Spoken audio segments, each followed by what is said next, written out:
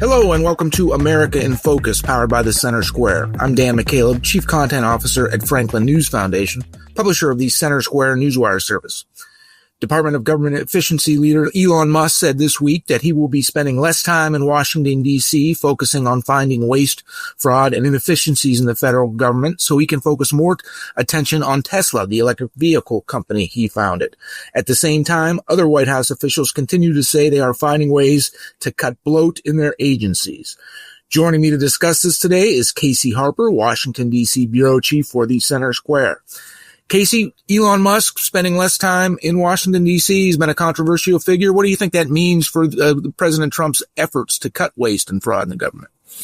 Yeah, I mean, I think Musk has largely been actually a shield for the president. President Trump's one of the most controversial politicians in modern history. And yet, in the first almost 100 days of his presidency, Democrats have spent most of their time attacking not the president, but Elon Musk. And so he's actually been very useful to the president. I think a lot of people are trying to characterize this as a massive loss.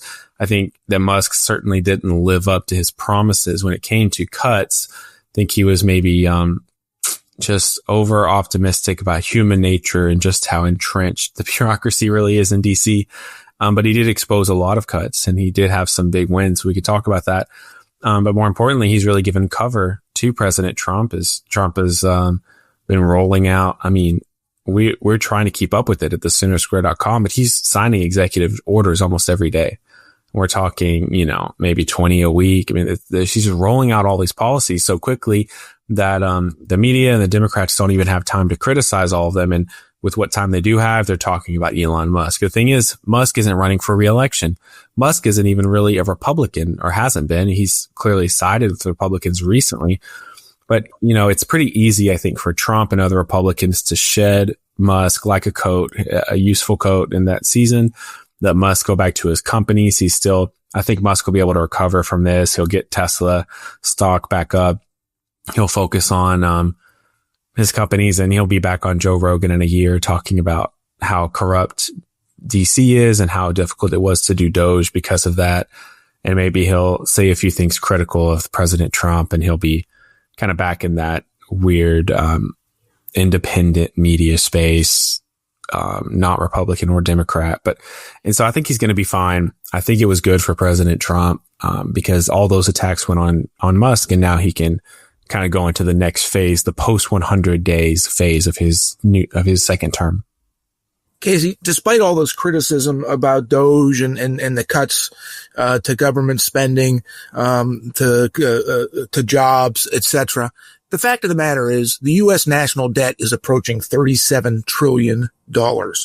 Under the Biden administration, annual federal budget deficits surpassed $2 trillion. I think when you explain that to voters, they would say, yeah, we do need to cut back government spending. I think it's the way the DOGE has approached it, maybe, that has some Americans concerned over it. What do you think there? Yeah, I mean, he tried to move fast and cut things quickly, and it was. I think the problem is that there's not really the political will among Republicans to make major cuts.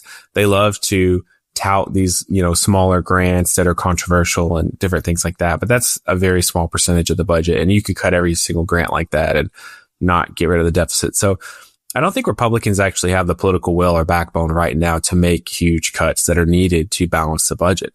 On top of that, Democrats have traditionally not wanted to make cuts, and there's a lot of Democrats and some Republicans who really don't believe that national debt is a problem.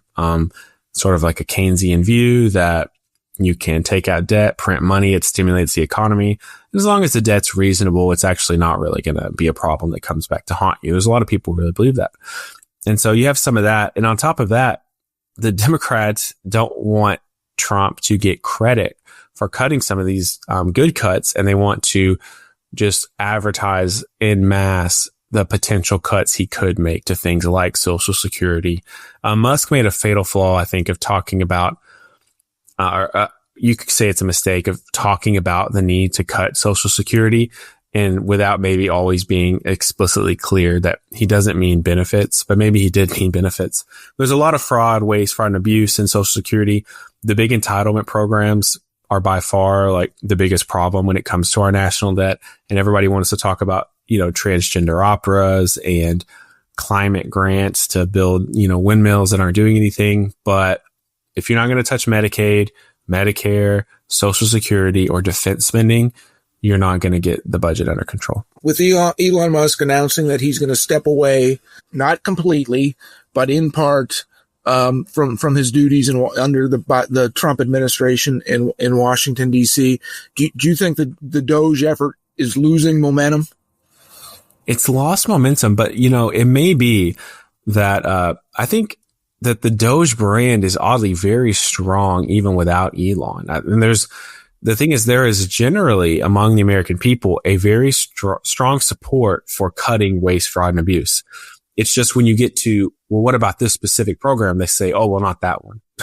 Right. So people generally believe that they should have a budget and live within their means. But then when you say, hey, well, you're going to stop going out to eat so much, they're like, well, I don't know about that.